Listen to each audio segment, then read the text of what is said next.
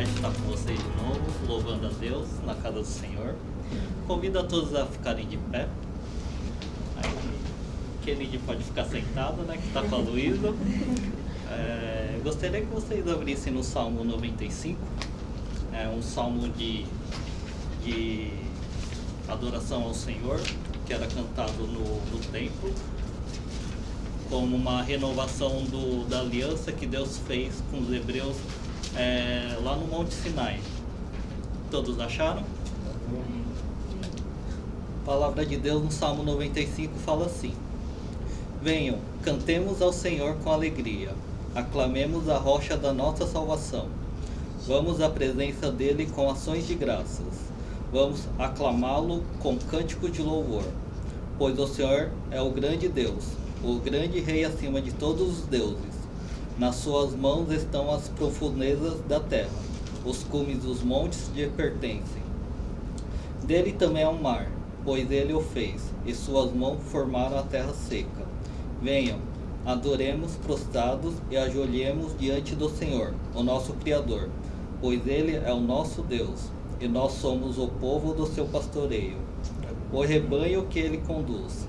Hoje, se vocês ouvirem a sua voz, não endureçam o coração, como em Meribá, como aquele dia em Massá, no deserto. Palavra de Deus até aqui. O salmista está convidando todos a adorar o Senhor e ter um coração obediente e uma atitude submissa diante da soberania de Deus. Então, vamos cantar louvores com alegria a Deus nessa noite, porque Ele é a rocha da nossa salvação. E ao ouvir a sua voz dessa noite, não endurecemos nosso coração, pois Deus é nosso Criador, Ele é nosso pastor e nós somos suas ovelhas. Amém? Amém. Então venhamos e cantemos e oremos com alegria ao nosso Deus, mediante a Jesus Cristo, nosso bom pastor, nosso Senhor e nosso Salvador. Amém? Amém. Pai, em nome de Jesus, louvado seja o Senhor. Graças te damos por essa noite, Pai, que podemos estar reunidos aqui cantando e adorando a Ti, e que o Senhor sonde nossos corações. Sabemos que pessoas têm trabalhado nesse dia, ou outras pessoas folgaram, mas ficaram fazendo os afazeres, estão cansadas, mas o Senhor renove nossas forças, o Senhor possa estar dando alegria em nossos corações para Te louvar, Te adorar, porque só o Senhor é a rocha da nossa salvação. Não existe Deus além de Ti, Senhor. O Senhor é aquele que fez os céus e a terra, aquele que no seu trono lá no céu governa todas as coisas. Que o Senhor possa estar abençoando essa noite, que o Senhor possa estar ministrando através da palavra, que possamos ouvir a Tua voz, que possamos estar, que o Seu Santo Espírito nos abra o entendimento, que venhamos a poder ouvir, a poder praticar a Tua palavra, como o salmista diz, a Tua palavra é como mais puro que prata, refinado 7 vezes, que a Sua palavra venha, penetre em nosso coração, que possamos estar diante de Ti, querendo agradá-lo, querendo obedecê-lo, e que renove a nossa aliança, que a nossa aliança não está no Monte Sinai mais, mas está no Calvário, no madeiro onde Jesus foi pregado. É ali que a nossa aliança, onde Cristo morreu por nossos pecados, é onde Cristo se fez carne para que pudesse morrer em nosso lugar. Graças te damos, Senhor, que o Senhor abençoe essa noite, em nome de Jesus. Amém. A paz do Senhor. Amém. Vamos cantar com alegria ao Senhor neste momento. Quem puder pode bater palmas neste momento. Vamos cantar com alegria ao Senhor, que Ele é digno de todo louvor e toda adoração.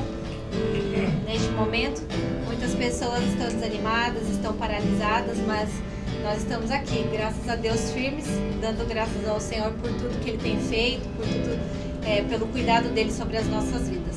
Amém?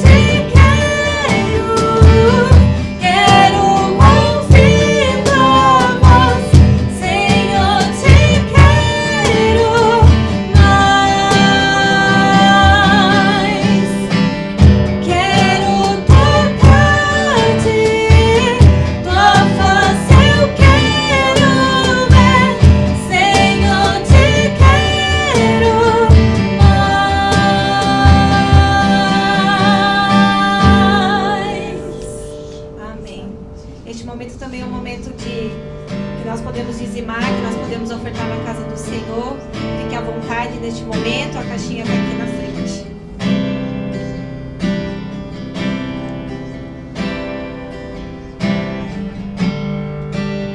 A ti eu vou clamar, pois tudo vem de ti e tudo está em ti. Por ti vou caminhar, tu és a direção,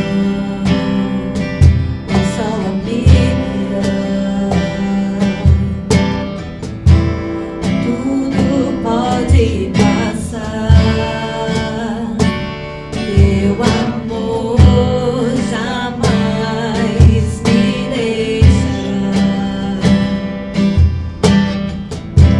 Sempre há de existir novo amanhã preparado para mim.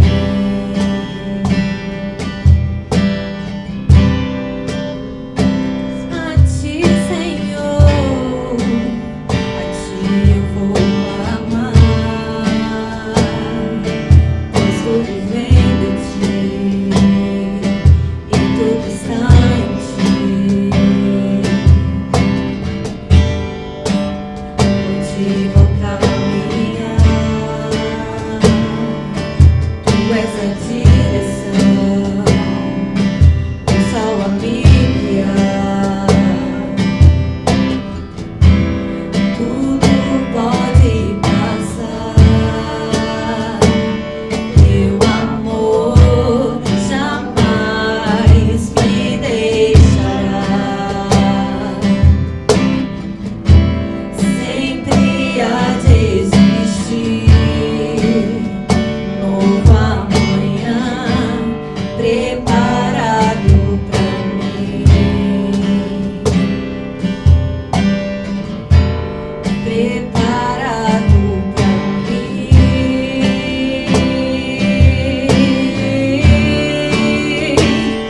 Eu me rendo aos teus pés, és tudo que eu preciso pra viver. Eu me lanço aos teus braços, onde encontro meu refúgio. Eu me rendo aos teus pés, és tudo que eu preciso pra viver. Eu me lanço aos teus braços, onde encontro meu refúgio, Jesus.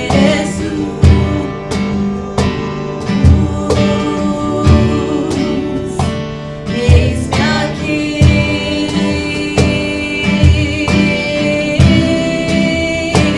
Jesus, Jesus.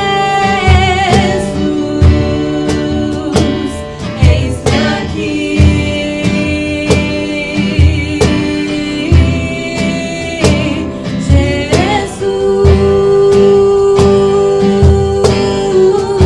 Jesus. Eis-me aqui,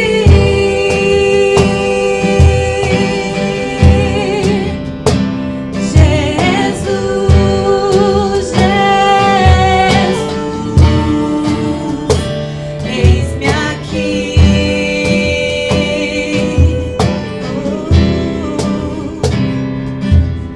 Senhor, nós te louvamos, ó Pai, nós te agradecemos, ó Deus, porque o Senhor nos trouxe neste lugar, ó Deus, porque o Senhor preparou este momento para nós, ó Deus. Nós sabemos, ó Pai, quem nós devemos buscar, Pai, a quem nós devemos clamar, Senhor. Ó Pai, nós sabemos que o Senhor tem preparado um novo amanhã para nós, ó Deus. Nós temos vivido, Pai, dias de aflições, dias de medo, Pai, de insegurança, Pai, mas nós sabemos, ó Pai, que o Senhor tem cuidado de nós, Pai, que nós podemos recorrer a um Deus maravilhoso que nos ama e que tem um amor tão grandioso por nós, ó Deus. Nós te louvamos e nós te agradecemos, ó Deus. Fala conosco, Senhor, nesta noite, ó Pai, que nós possamos sair, ó Deus, mas, Senhor, cheios do teu conhecimento, Senhor Deus. Abençoa a vida do pastor Diogo, ó Deus, neste momento, ó Deus, que pregará a palavra, Deus. Nós te louvamos, nós te agradecemos, ó Pai, por cada família, Senhor, que está aqui neste momento, Pai. Que o Senhor continue, Pai, cuidando, abençoando, ó Deus, em nome de ti, Jesus. Amém. Amém, querido, graça e a paz para todos. Amém. Vamos abrir a nossa Bíblia no livro de João. Nós vamos estar prosseguindo o nosso estudo em cima dessa carta, João capítulo 4. Nós vamos ler do versículo 43 até o 54. Amém? João capítulo 4, do 43 a 54, nós vamos estar lendo nesta noite. Amém? Amém. Todo mundo já achou? João 4, de 43 até o versículo de número 54. Hoje nós vamos estar trabalhando essa temática que fala acerca de como desenvolver uma fé genuína, uma fé verdadeira em Jesus. E a gente vai usar esse texto aí então, de João capítulo 4, a partir do versículo 43, e vamos ver como que Deus desenvolve isso, trabalha isso nas nossas vidas no decorrer da nossa caminhada como um cristão. Então a gente vai estar trabalhando acerca disso. Então vamos ler o texto. João capítulo 4, a partir do versículo 43, fala assim: Passado 2 dias, partiu dali para a Galiléia, porque o mesmo Jesus testemunhou que um profeta não tem honra na sua própria terra. Assim, quando chegou a Galiléia, os galileus o receberam, porque viram todas as coisas que ele fizera em Jerusalém, por ocasião da festa, a qual eles também tinham comparecido. Dirigiu-se de novo a Canaã da Galiléia, onde da água fizera vinho. Ora, havia um oficial do rei, cujo filho estava doente em Cafarnaum. Tendo ouvido dizer que Jesus viera da Judéia para a Galiléia, foi ter com ele e lhe propôs, e lhe rogou que descesse para curar seu filho que estava à morte. Então Jesus disse-lhe: Se porventura não vides sinais e prodígios, de modo nenhum crereis. Rogou-lhe o oficial: Senhor, desce antes que meu filho morra. Vai, disse-lhe Jesus, teu filho vive. O homem creu na palavra de Jesus e partiu. Já ele descia quando os seus servos lhe vieram ao encontro, anunciando-lhe que o seu filho vivia. Então indagou deles a que horas o seu filho se sentia melhor. E informaram: ontem, à hora 7, a febre o deixou. Com isto reconheceu o pai ser aquela precisamente a hora em que Jesus lhe dissera: teu filho vive, e creu ele e toda a sua casa. Foi este o segundo sinal que fez Jesus, depois de vir da Judéia para Galiléia. Vamos orar. Deus, em nome de Jesus, nós queremos, ó Pai, primeiramente te louvar, te agradecer por essa oportunidade, nós podemos estarmos aqui novamente reunidos na tua presença. Deus, que privilégio é para cada um de nós. Podemos, ó Pai, de fato, temos uma liberdade aqui nesta nação, no Japão, para podermos, de alguma forma ou outra, orarmos, adorarmos, acima de tudo, Pai, ouvirmos a tua palavra, desenvolvermos uma vida contigo. Deus, nós queremos te dar graças por essa bênção que o Senhor tem proporcionado para cada um de nós. Por isso eu peço ao Senhor para que o Senhor mente ministre a vida de cada um que aqui está. Ministre também a vida daqueles que vão estar, Pai, assistindo por meio da internet. Ministra, Pai, realmente a vida, Pai, daqueles que não puderam estar aqui também, Pai, nesta tarde. E eu peço ao Senhor para que a tua mão poderosa possa agir, possa abençoar e que o Senhor possa falar conosco, Pai, nesta hora. Que o teu Santo Espírito possa nos dar entendimento, possa nos dar compreensão. Que essa palavra, Pai, não venha apenas ficar no nosso intelecto, mas que possa descer ao nosso coração. Acima de tudo, que o Senhor nos ajude a vivenciarmos, ó Pai, essas verdades e praticá-las, ó Deus, porque de nada adiantará nós temos tanto conhecimento se nós não vivemos, não praticamos, ó Pai, esses conhecimentos que o Senhor tem permitido que a gente venha a conhecer, e que o Senhor possa operar com a tua mão poderosa. Mova, Pai, de uma forma sobrenatural. Traga, Pai, um renovo sobre toda a tua igreja. Que o Senhor possa ministrar, Pai, sobre a vida de todos. E que o Senhor, nesta hora, nos ajude a entender a forma como nós podemos desenvolver essa fé genuína, essa fé verdadeira em Ti. Por isso, ministra, abençoa, opera, mova com Teu poder, com a Tua graça, para honra e glória, Pai, o Teu santo nome que eu clamo e peço ao Senhor. Em nome de Jesus, amém. Veja que nós estamos dando continuação, então, nesse texto de João capítulo 4. Semana passada nós vimos, né, essa bênção do Senhor Jesus e até a cidade de Samaria. E a gente viu a obra que o Senhor operou lá, né, realmente mostrando a maneira como ele evangelizava. E nós vemos, né, que muitas vidas foram alcançadas, salvas, e aceitaram a Cristo como seu Senhor, como seu Salvador, né, creram que ele de fato era o Messias. Mas isso de fato não ocorria na Galileia, né, de onde vinha Jesus. E é por isso que aí nós percebemos que no versículo 43 e 44, Jesus ele retorna. Quando fala em Galileia, ele está retornando a Canaã da Galileia, no mesmo local onde ele havia operado aquele milagre, onde ele transforma a água em vinho, né?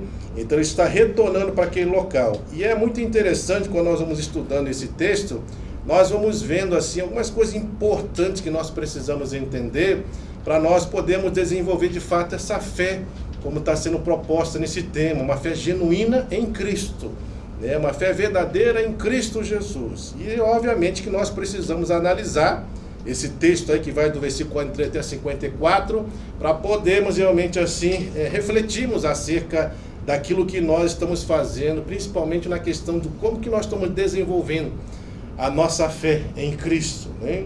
Então veja, a primeira coisa aqui que Jesus fala no versículo 43 e 44, leia só comigo que ele fala assim: passado 2 dias, partiu dali para a Galileia. Então veja que aonde Jesus estava em Samaria, ele teve êxito. As pessoas creram nele, as pessoas olharam para Jesus da forma como deveriam olhar, como Messias, como Salvador, né, das suas vidas, né? Mas é interessante que, olha que ele fala aqui no 44, ele vai trazer um diagnóstico de qual é a realidade ali em Canaã da Galileia, com relação a Jesus. Ele fala, porque o mesmo Jesus testemunhou que um profeta não tem honra na sua própria terra.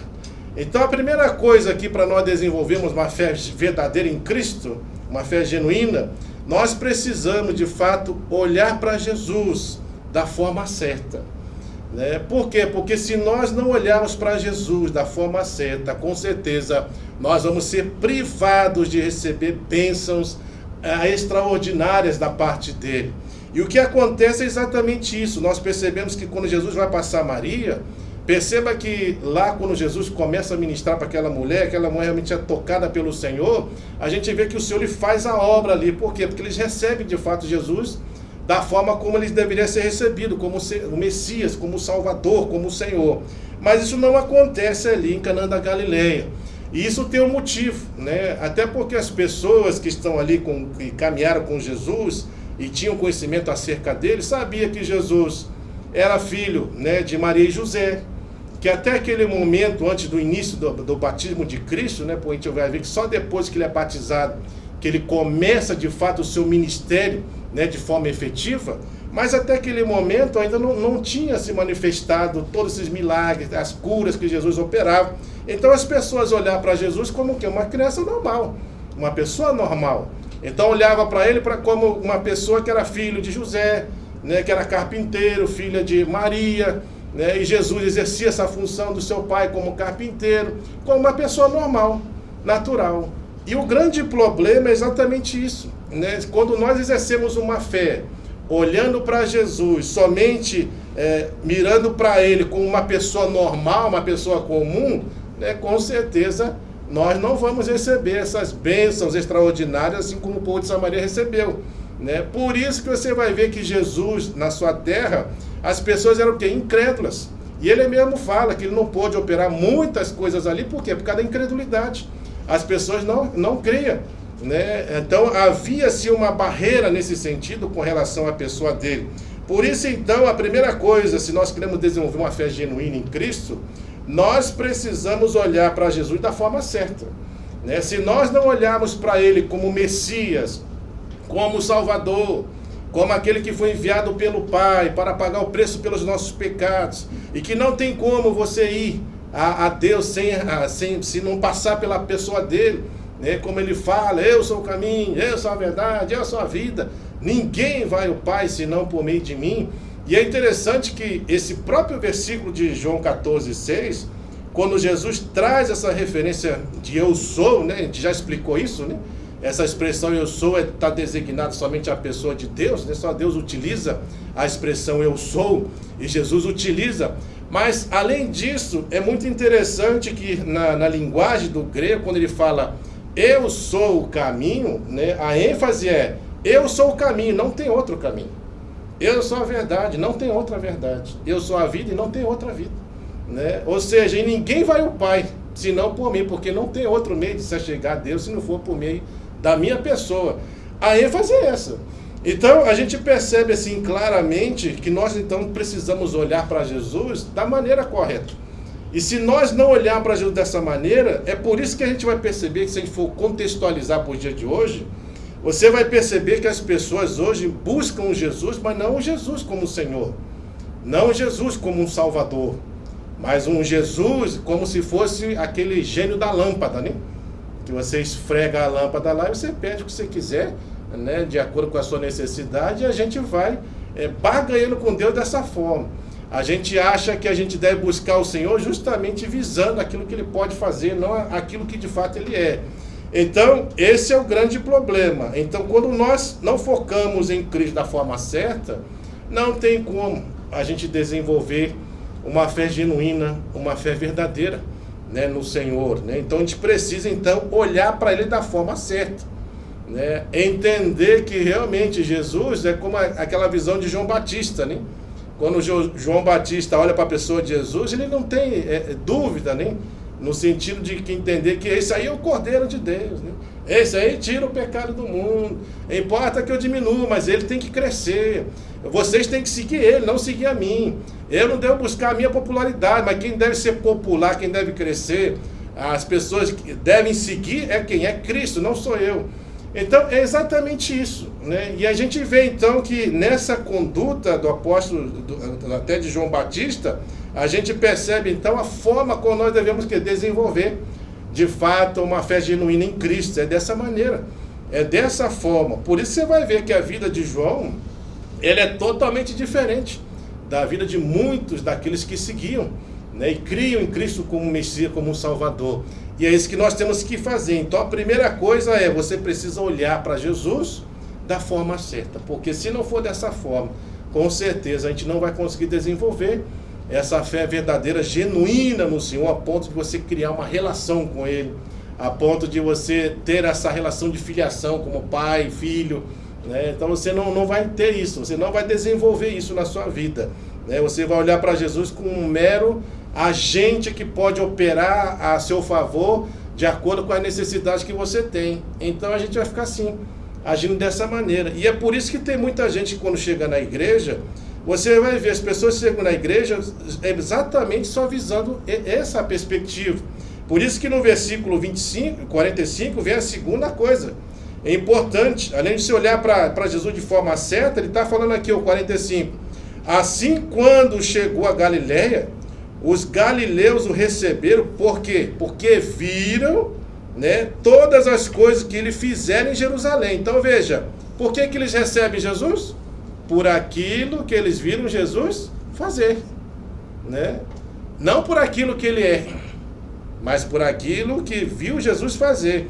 E aí ele fala, porque viram todas as coisas que ele fizeram em Jerusalém, por ocasião da festa, o qual eles também tinham o quê? Comparecido. Então perceba que o buscar, né, desse povo que está na Galileia é buscar um Jesus que venha o quê? Suprir somente as suas necessidades. É uma fé interesseira. É uma fé que busca Cristo de forma egoísta, pensando somente em si, pensando somente em satisfazer as suas necessidades, as suas debilidades. Mas é um mero buscar nesse sentido. E é interessante, né, que quando você corre lá para o versículo 48, você vai ver aqui, ó, que ele fala assim: então Jesus diz, se porventura não vide sinais e prodígios, de modo nenhum crereis.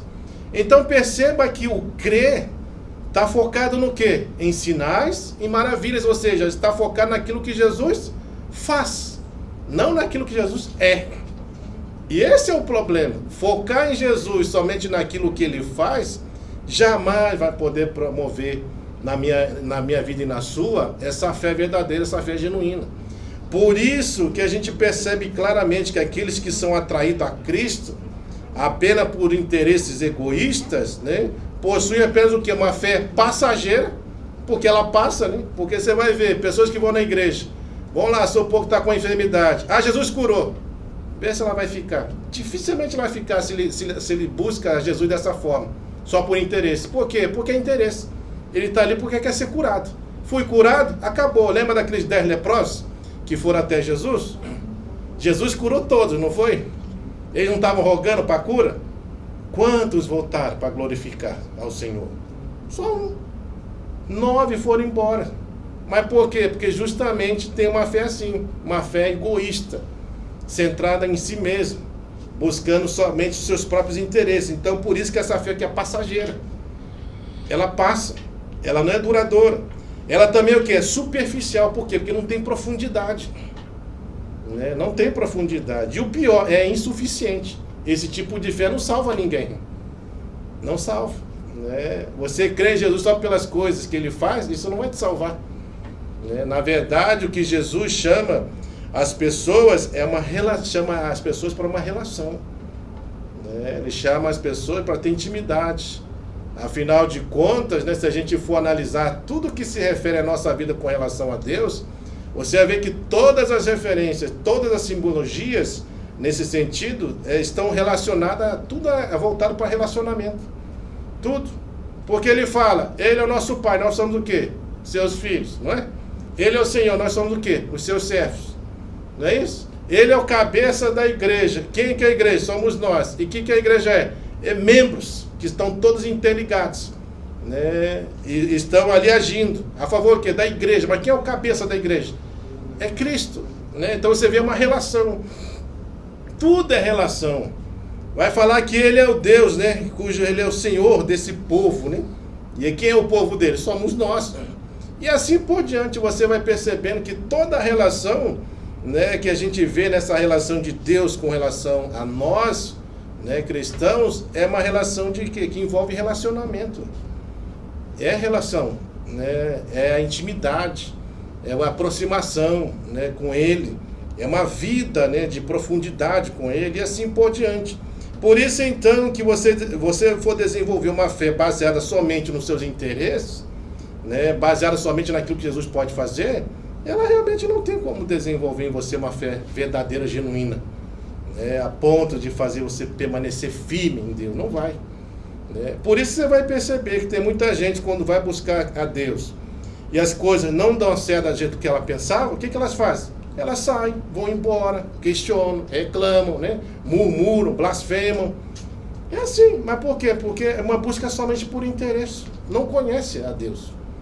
Não entende até agora que a vida que Deus quer quem tenha com ele é essa vida de relacionamento com ele, de intimidade. Pensa que é só uma vida de barganhar com Deus. Senhor, eu vou, mas se eu fazer isso para mim. É tudo de forma egoísta. É tudo pensando em si mesmo. Por isso que não tem como criar e desenvolver uma fé genuína. Por isso que tipo de fé assim vai ser assim, passageira, superficial, insuficiente. É assim que vai agir na vida daqueles que realmente buscam o Senhor apenas por interesse. Só por aquilo que Deus faz, não por aquilo que Deus é. Então nós temos que tomar muito cuidado com esse tipo de fé. Aí a partir do 46 ele vai introduzir aqui uma história. A cura do filho de um oficial do rei. Aqui no caso do rei Herodes. E é interessante aqui, a gente ver essa história, porque dentro desse contexto aqui, nós vamos perceber muitas coisas que nós precisamos, além de corrigir, para a gente desenvolver uma fé genuína, a gente vai ver detalhes importantes de como você deve desenvolver essa fé também através dessa história. Então, primeiro ele vai fazer algumas correções, depois ele vai mostrar características que esse servo do rei, oficial do rei, teve nessa história aí, que realmente serve de lição para nós podermos desenvolver essa fé genuína. Então veja, a partir do 46 ele vai falar assim: dirigindo-se Dirigiu-se de novo a Canaã da Galileia, onde da água fizera vinho. Né? Ora, e lembrando que esse aí foi o primeiro milagre que Jesus fez, né? Transformar em água em vinho. Agora ele vinha o segundo. E é interessante, né? O primeiro, a gente vê que ele de alguma forma ou outra, houve um pedido da sua mãe, né? Era de uma mãe. Já no segundo pedido, é um pedido de um pai, com relação ao seu filho. Né? E a gente vê essa ação do Senhor, né? Jesus está sensível ao que? Ao clamor, né? Dos necessitados. Aqui agora a gente vê que não é a figura de um oficial que está em jogo. Não um clamor de um oficial, mas é um clamor de um pai aflito. Né? E ele está aflito justamente por quê? Porque o filho dele está doente à morte, à beira da morte. E nós, assim como pais, nós sabemos assim que realmente, né, uma das coisas que traz maior dor, sofrimento para a vida de pais é o quê? É ver o filho sofrer, não é? Os filhos sofrerem. Agora imagina se esse sofrimento pode levar o filho à morte. Veja a angústia que isso pode gerar. E é interessante, né? Porque aqui a gente vê essa realidade, porque as pessoas pensam, né, que pelo fator de você ter muito dinheiro, ser rico, ter uma posição elevada, isso vai te livrar das mazelas, dos sofrimentos que esse mundo produz em nós. Não livra. Porque ele era um oficial do rei, tinha uma posição, com certeza uma pessoa, né, bem de vida nesse ponto, reconhecida, não era qualquer oficial, mas era oficial do rei Herodes. Né? E a gente vai perceber que mesmo tendo toda essa posição, toda essa estatura, toda essa classe elevada que ele tem, né, nada disso impediu do filho dele passar por um problema de enfermidade. E uma coisa é fato, dinheiro não compra a saúde. Você pode ter o dinheiro que for, não compra. A gente está vendo aí o problema do coronavírus. Claro. Né? Olha quantas pessoas, né, ricas estão morrendo, não é? De fama, de sucesso. Veja se isso impediu deles morrerem. Não impediu. Então o coronavírus está levando pobre, rico, milionário, pessoas de elevada posição, pessoas miseráveis, pobres, está levando todo mundo. Isso para mostrar que está todo mundo dentro do mesmo saco. Ninguém é melhor que ninguém. Todo mundo carece e precisa, né, da intervenção desses cientistas, dessas pessoas que estão trabalhando, né, nessas vacinas. Graças a Deus aqui no Japão, a previsão é que até julho, né, esteja todos vacinados. Né, a partir de 20 desse mês já começa a vacinação para todas as faixas etárias de idade. Né? A minha mãe já começa agora no dia 5, já vai ser vacinada. Então, já quem tem acima de 70, né, quase 70 anos, 65 anos, aliás. Então a gente vê assim que essas ações todas estão aí mostrando. Todo mundo está no mesmo patamar, não adianta. Você pode ser rico, milionário, ter a posição que você tiver, ser o mais famoso que for, não interessa. Todo mundo está sujeito a passar por enfermidade, debilidade, sofrimento, angústias. E é o que acontece aqui. E é interessante que nós percebemos aqui na conduta desse oficial duas coisas importantes. Primeiro, a humildade dele. Porque se você for perceber, pessoas que têm uma elevada posição, são poderosas, de alguma forma têm poder, né? Têm autoridade, são ricos, dificilmente querem reconhecer que precisam de ajuda. Né? Elas acham que o poder que ela tem, a riqueza que ela tem, pode fazer alguma coisa. Ou eles podem promover algo. De fato, eles podem estar no melhor hospital, né? Pode pegar o melhor médico, mas nada disso. Você pode pegar o melhor médico, estar no melhor hospital, mas se a enfermidade que vem ela é grave, mais cedo, mais tarde, não tem jeito. Vai de qualquer maneira. Não adianta. E assim a gente vê tantos aí gastando tantas coisas. Mas a gente vê essa humildade, né? Ele, por mais que fosse oficial do rei, tivesse uma posição elevada, ele foi humilde em buscar ajuda. Né? Ele foi humilde. Ele reconheceu que precisava. Ele não mediu esforços para ir atrás da solução para o seu filho. Porque com certeza ele devia ter tentado várias coisas, né? Mas nada deu certo. Era que nem aquela mulher, né, que tinha hemorragia, né?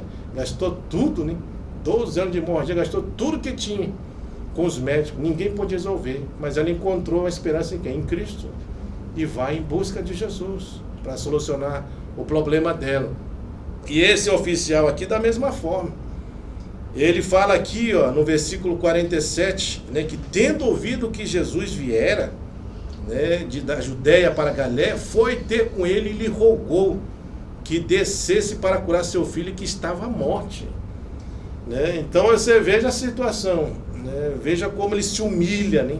Nesse sentido, né? Como ele foi humilde em reconhecer que ele precisava, por mais que ele tivesse tanto poder, tanto dinheiro, tanta riqueza, tanto status, tanta posição, talvez fama, por ser um oficial de um rei, né? Mas ele se humilha, ele vai lá buscar ajuda, ele não quer saber. E olha que, além da humildade, a gente vê coragem, porque você sabe que Herodes não ia com a cara de Jesus, né? E por tantas vezes tentou, né? De alguma forma ou outra, destruí-lo nesse ponto. Então é óbvio, se ele vai lá para se encontrar com Jesus, mesmo que seja para pedir em favor do seu filho, isso poderia trazer represália para ele. Mas ele não está nem aí. Ele tem a coragem de ir, mesmo sabendo que estava correndo risco, né? De sofrer qualquer represália. Então a gente vê então que nós precisamos olhar que Jesus, de fato, ele está sensível ao clamor dos necessitados. E isso aqui é muito importante para nós. A fé verdadeira em Deus deve nos levar a estar sensíveis à necessidade das pessoas. E não importa quem são essas pessoas, né? A gente precisa ajudar, a gente precisa cooperar, a gente precisa, como cristão, acima de tudo, né? Se esmerar, se esforçar para ajudar aqueles que precisam e necessitam, né? E outro ponto importante aqui é entender, né, que esse problema que o filho está passando, ele está passando por uma ordem que não é natural. Tá certo que a gente não sabe a que momento a pessoa vai morrer, mas o natural com relação à morte é que os filhos enterrem seus pais, não o contrário. E deve ser uma dor terrível mesmo, né? Porque os pais, né, sabe, vão ficando velhos, né? Já vão ficando para lá de Bagdá, né? Já não vai ficando velhinho, já não ouve direito, já não fala direito, já não vê direito. É interessante, né? Nasce bebê dessa forma, aí quando fica velhinho parece que vai voltando a ser um bebê e vai voltando a ter as mesmas sensações quando uma criança começa a nascer. Dificuldade de ver, né? Dificuldade para andar, dificuldade não, né? Ainda não chegou o tempo para falar, e vai por aí, precisa de ajuda constante. E na velhice também os pais precisam, né, dessa ajuda, né? E a gente vê então que o processo natural seria o contrário, filhos deveriam enterrar os seus pais. Esse aí seria o normal para nós, ou não que a gente vai gostar, né, mas é o mais aceitável, né?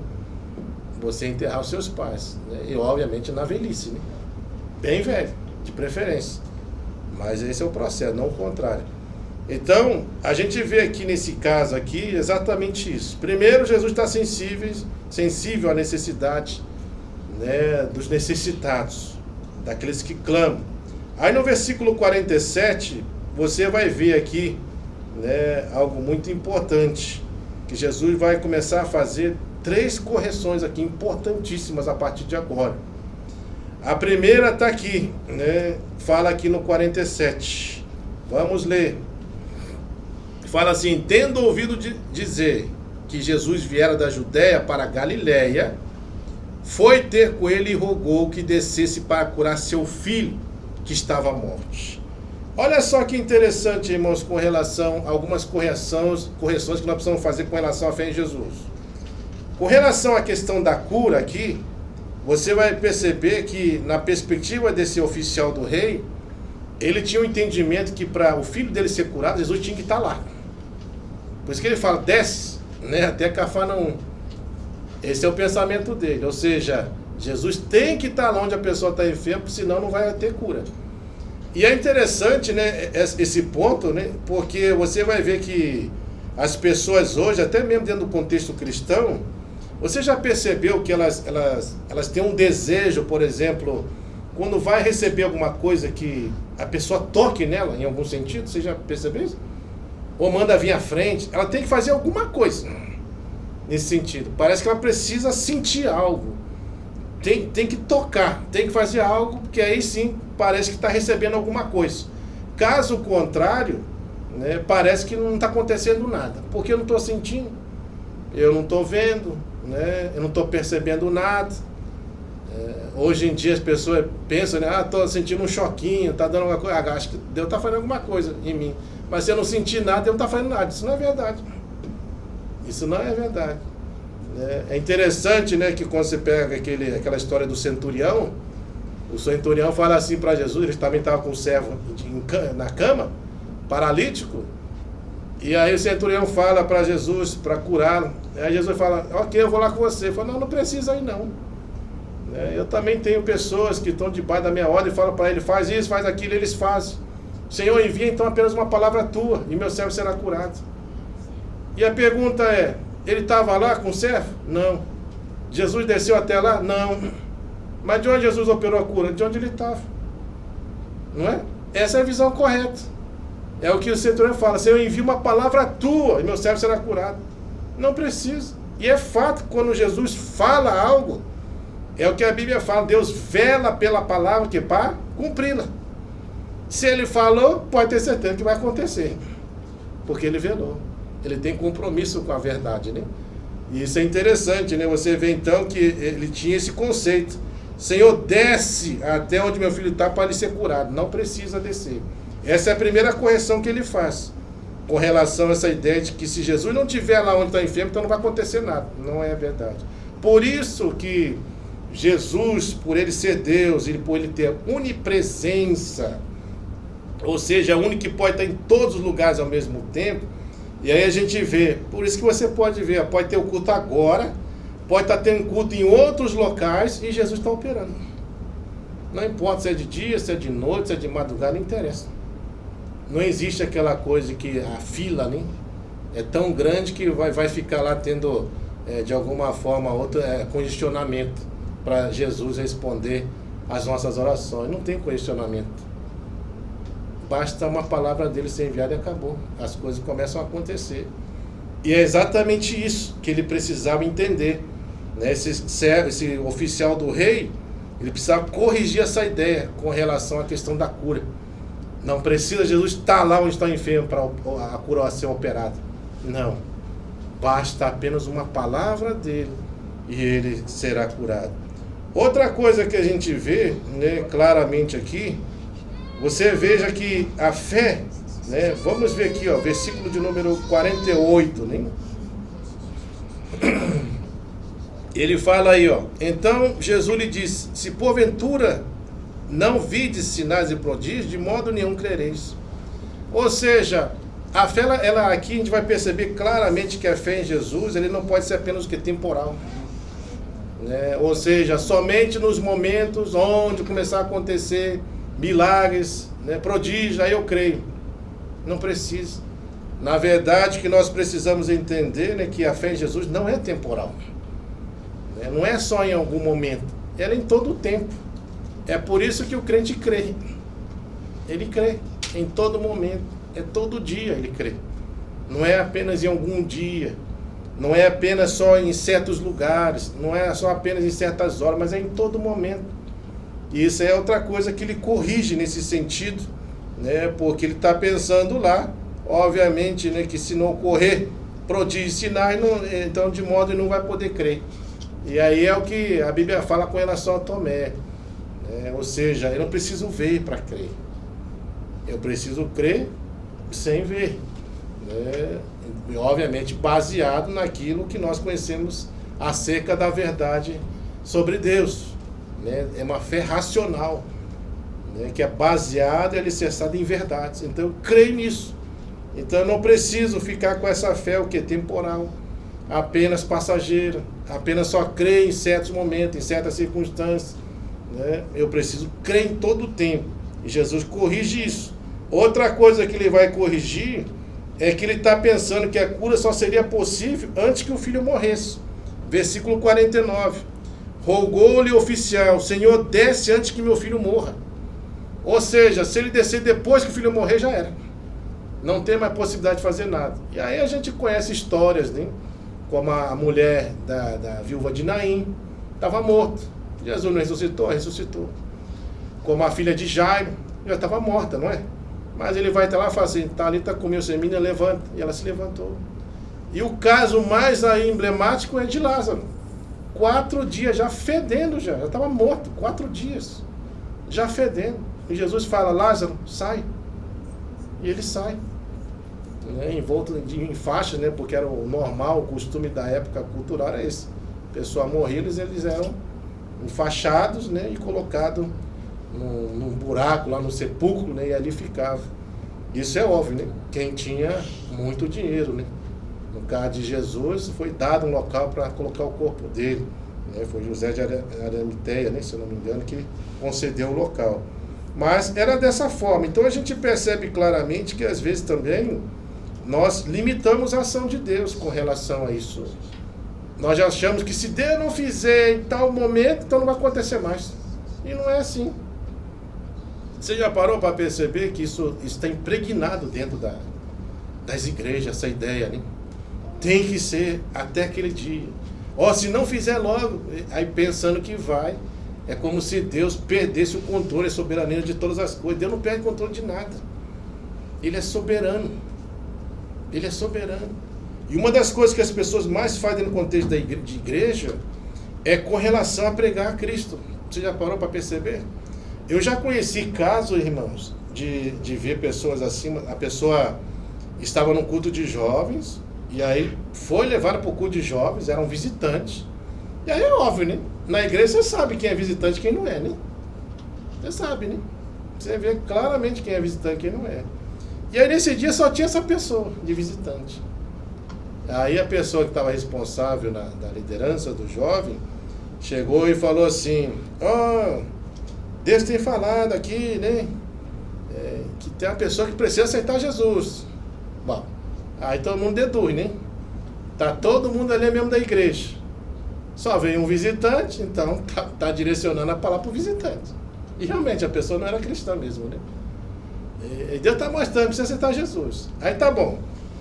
Aí ele chegou perto da pessoa, a pessoa disse assim para ele, você precisa aceitar Jesus. Aí eu vou falar essa questão do tempo. E aí foi assim, você precisa aceitar, porque você não sabe o que vai acontecer com você amanhã. Ela está falando a verdade, é isso mesmo. A gente não sabe, amanhã pertence a Deus.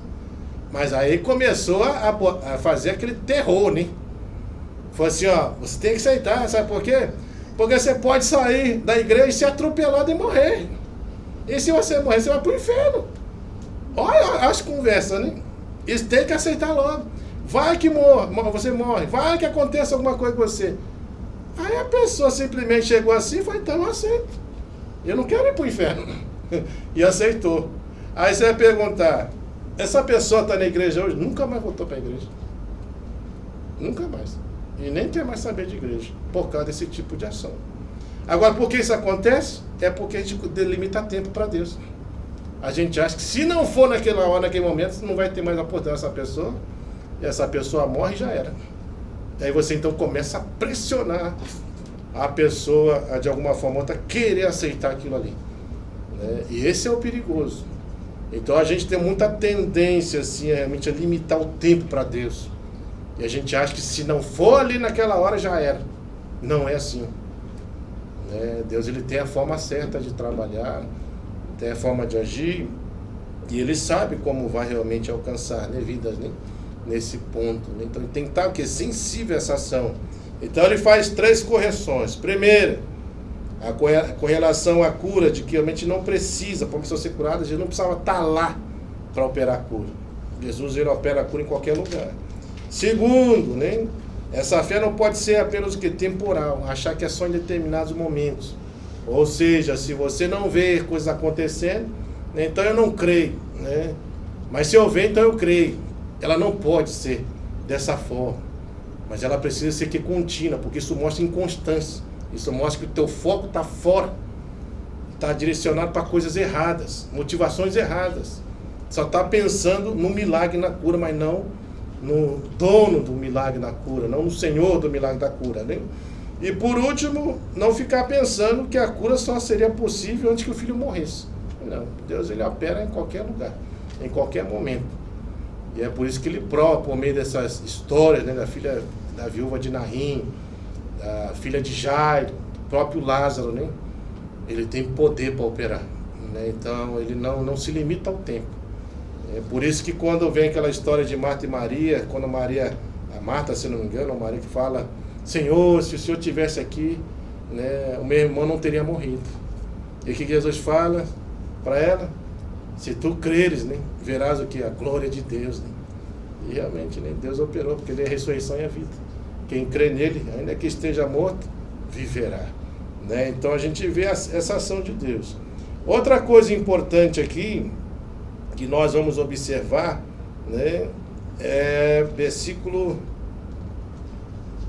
Veja, o 47, o próprio versículo 47, tem aqui um outro aspecto importante. Você vai ver aqui, ó, que o que está levando aí esse oficial do rei ir buscar Jesus? Não é o sofrimento do seu filho? Não é porque o filho está doente? Não é porque ele está à beira da morte? Então você vai perceber também outra coisa importante com relação a esse versículo, que muitas vezes, né, Deus permite, tem a permissão de Deus, certas coisas acontecerem para levar as pessoas ao pé de Jesus. Isso acontece muito. É porque a gente não consegue entender certas coisas, né? A gente não consegue entender como que Deus, né, vai de alguma forma utilizar, né, o mal, o sofrimento, alguma coisa nesse sentido para nos levar para Deus, de alguma maneira, e aos pés deles. É interessante, né, porque você percebe assim que tem um texto que fala: ou a gente vem por amor, né, ou a gente vem pela dor. E realmente, muitas vezes as pessoas, elas não vão chegar por amor, elas vão chegar pela dor. E você vai ver que muitas delas, ao chegarem pela dor, elas vão ter um encontro com Deus. Eu conheço vários casos. Eu não estou falando que essa é uma ação padrão, mas tem vários casos de pessoas que, por meio do sofrimento, já chegaram a Deus, se voltaram a Ele, entregaram a sua vida, e Deus restaurou a vida dessas pessoas. Deus moveu. Não estou falando que Deus é um Deus masoquista, que quer que você sofra para poder se achegar a Ele. Não é nesse sentido que eu estou falando, mas é que eu estou falando que o sofrimento pode realmente, de fato, levar as pessoas aos pés de Jesus, assim como está fazendo com esse oficial do rei. Está levando, é o sofrimento que está levando. E a pergunta é: e se o filho estivesse bem, ele teria corrido para Jesus? Com certeza uma grande parte não. Muitas das pessoas, quando estão bem, não querem saber de Deus, mas quando elas estão passando por um momento de dificuldade, sofrimento, esse momento assim pode te levar, a pessoa está mais propensa a buscar coisas espirituais nessas horas. Por isso que elas buscam de tudo, porque de alguma forma ou outra, no sofrimento, a pessoa crê que existe um ser espiritual, né? Pode não ser no nosso contexto cristão, mas estão buscando. Eles buscam o espiritismo, eles vão buscar o bando, vão buscar tudo sem imaginar, para solucionar o problema. Mas perceba então que nessa ação, as pessoas, elas buscam, há uma tendência elas buscarem no sofrimento, né, o divino. E é o que acontece aqui com esse oficial do rei. É esse sofrimento por causa do seu filho que leva ele a buscar a Jesus e ir até ele. Então veja que existe esse outro lado da moeda, né? De que às vezes o sofrimento Deus permite para que realmente as pessoas possam se achegar aos pés de Jesus de alguma forma, né? E serem abençoadas nesse sentido, né? Mas só fazendo essa ressalva para tomar cuidado. Não é que Deus que promove o sofrimento para levar as pessoas, porque se fosse assim, Deus seria masoquista, né? Não é esse caso que eu estou falando. Mas o que eu estou falando é que muitas vezes o sofrimento é permitido para que você se volte para Ele, né? E Deus comece a operar na sua vida e abençoar, né? Veja só, aqui no versículo 50, a gente vai perceber algo muito importante. Ele fala: vai, disse Jesus, teu filho vive. E o que esse homem faz? Ele creu, não é? Fala que ele creu na palavra de Jesus e partiu. Então veja, como é que nós podemos desenvolver essa fé genuína em Jesus? Crendo na sua palavra. Nós precisamos crer na palavra do Senhor. E esse oficial do rei creu. E é interessante que não é crer somente para ficar no teu intelecto, é crer agindo. É que nem oração, orar, ação, né? Orar agindo. E é interessante aqui que esse crer é exatamente nesse sentido. Ele creu, mas ele agiu. Ele mostra pelas obras dele que ele crê mesmo, porque Jesus falou, teu filho vive, pode ir. Ele creu naquela palavra e foi. Ele vai. Ele não está pensando aqui, duvidando. Ele simplesmente toma posse daquela verdade e vai. E isso é muito importante para os irmãos da fé genuína. Você crê nas verdades de Deus e, acima de tudo, que vivê-las, praticá-las.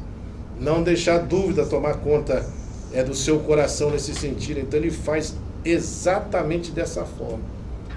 Jesus falou, pode ir que teu filho vive. Ele creu na palavra de Jesus e vai embora.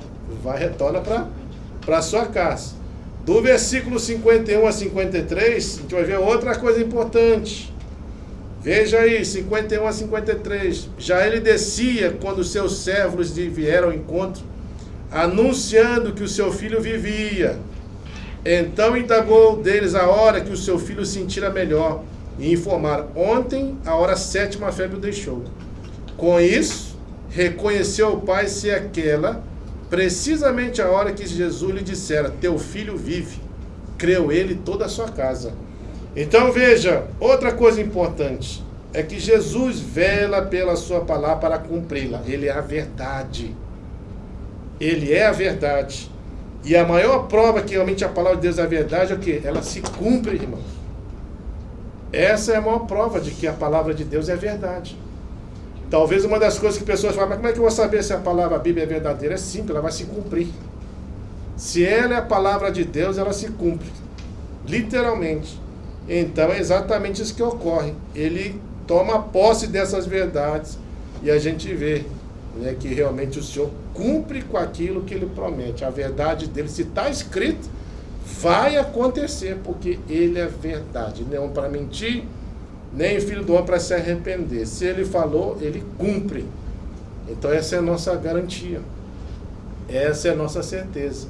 Eu não sei se vocês estudaram aquela história de Abraão, quando ele estava intercedendo pelo seu sobrinho Ló, que estava em Sodoma e Gomorra, e que Deus havia falado, né, que ia enviar juízo lá sobre aquela terra. E é interessante que você vai ver que Abraão começa a interceder por aquele povo lá, né? Ele lembra que ele está falando? Senhor, se lá tiver 50 justos, o Senhor vai destruir o justo com o ímpio? Ele faz uma pergunta, né?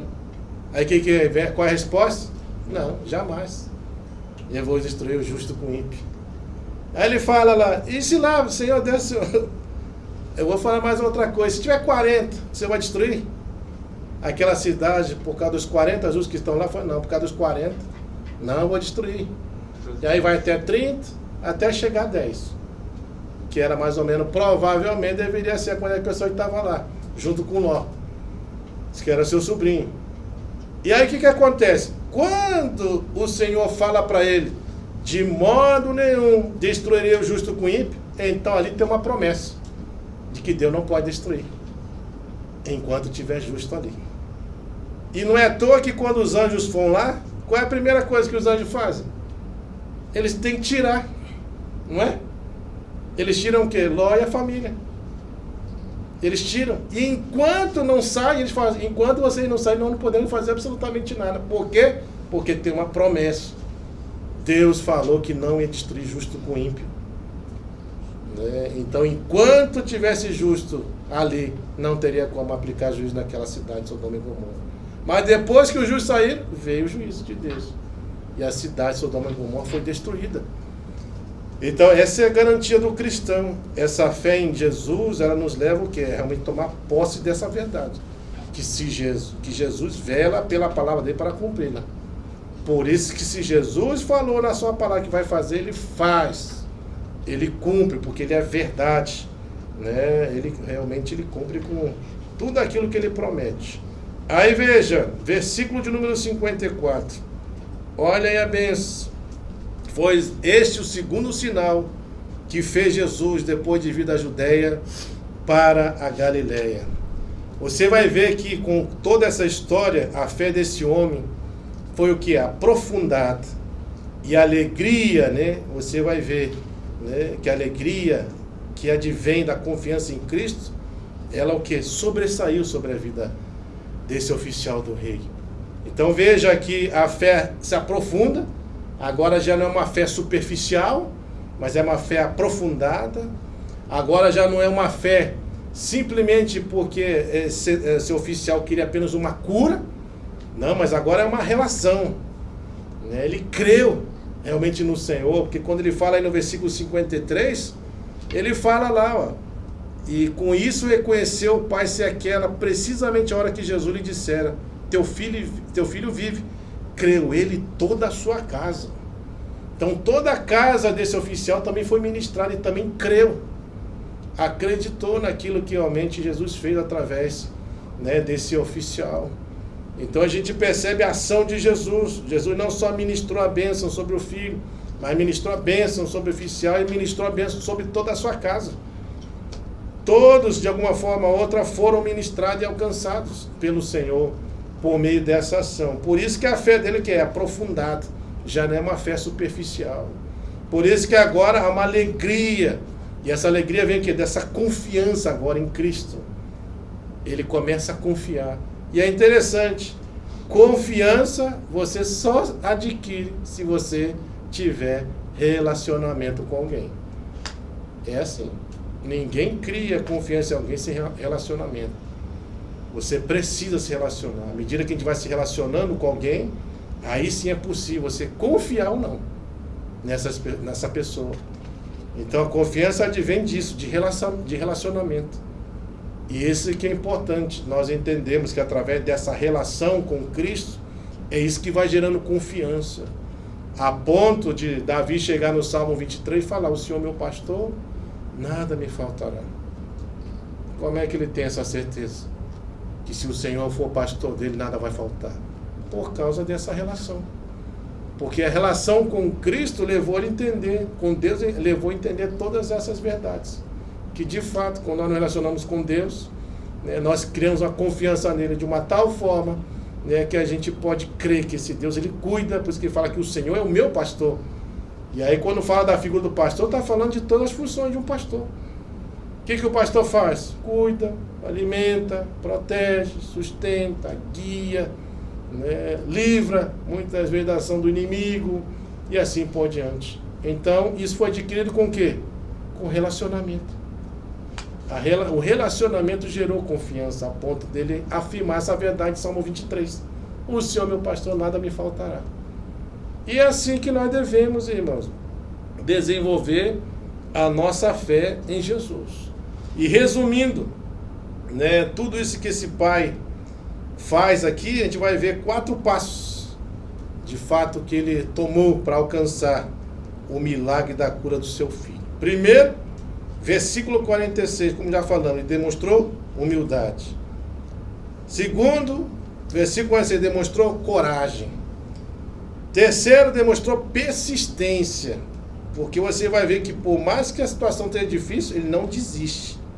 Ele insiste com Jesus. Seu filho estava morrendo, mas ele não desistiu de ver o milagre na vida do seu filho. Ele busca, ele pede, ele insiste, né? E por último, você vai ver no versículo 50, que ele demonstrou fé. Ele creu, sem o que duvidar, não questionou, nem demorou em agir, obedeceu o que? Prontamente, porque assim como Jesus falou, vai, teu filho vive, ele creu naquela palavra e partiu. Ele tomou posse. Ele não falou assim, será, Senhor? O Senhor vai curar mesmo? Não, ele tomou posse, creu e foi embora, né? E a ordem de Jesus, então ele crê. Quem crê, de fato, sossega, né, o coração. Quem crê, volta em paz para sua casa. Quem crê, toma posse da vitória, né? Quem crê, realmente passa por todas essas bênçãos. Então, nós precisamos, de fato, desenvolver a nossa fé dessa maneira. E assim a gente vai conseguindo, né? Com certeza, criar essa fé verdadeira, genuína em Cristo Jesus na nossa caminhada como cristão. Que Deus nos ajude a realmente a vivermos isso, a praticarmos isso, a desenvolvermos isso, né, no nosso dia a dia. Por isso, só recapitulando então, como que nós desenvolvemos essa fé genuína? Primeiro, você deve olhar da forma certa para Jesus, né? E com certeza, olhando da forma certa, você vai poder receber as bênçãos extraordinárias, principalmente a salvação, que é a maior bênção que nós podemos receber. Segundo, nunca seja atraído a Cristo apenas por interesses egoístas, né? Ou seja, você busca a Deus por aquilo que Ele pode te dar, não por aquilo que Ele é. Quem vive uma fé assim pode ter certeza que é um tipo de fé passageira, superficial, insuficiente, né? Terceiro, né, nós precisamos ser sensíveis, né, ao clamor dos necessitados. Quarto, lembre-se que através desse sofrimento, esse pai vai aos pés de Jesus. Quinto, ele faz 3 correções. Primeiro, com relação à cura, Jesus não precisa estar lá onde está o enfermo para ser... o enfermo está sendo curado, ele pode curar de qualquer lugar. Segundo, a gente vê essa questão de que ele pensava, né, de que realmente o Senhor só poderia, se Jesus não vai antes que ele morresse, já era, não tinha mais o que fazer. Não, Jesus ele opera, independente se ele está morrendo ou se morreu, se é propósito do Senhor, ele opera, assim como nós vimos com Lázaro, o filho da viúva de Naim e também a filha de Jairo. Outro, a nossa fé também não pode ser temporal, apenas baseada em coisas que acontecem. Aí ali você crê, mas passou daqui você não crê mais, né? Então a gente precisa desenvolver uma fé contínua, que seja constante, né? Sexto, a gente vê que ele creu na palavra de Jesus, né? Então ele toma posse dessa verdade. Sétimo, ele sabe que Jesus o que? Vela pela sua palavra para cumpri-la, porque ela é verdade. É isso que ele fala. Ele falou que estava curado e exatamente naquela hora o filho foi curado. E por último, tudo isso leva ele então a desenvolver uma fé mais aprofundada. E a alegria que ele tem justamente vem dessa confiança em Cristo que ele foi adquirindo por meio de tudo isso que ele está vivenciando, né, nessa caminhada com o Senhor. Então que Deus nos ajude, né, a realmente a vivermos essas verdades, que nós possamos aplicá-las, né, no nosso dia a dia e ajudar outros também a desenvolver uma fé dessa maneira, de uma forma que realmente você consiga prosseguir, não seja uma fé passageira, né, temporal, insuficiente, mas seja uma fé contínua, constante, uma fé em contínuo progresso, né, em crescimento. E isso é importante para a nossa vivência como cristão. Então que Deus nos ajude a vivermos dessa maneira. Amém? Amém. Vamos orar. Deus, em nome de Jesus.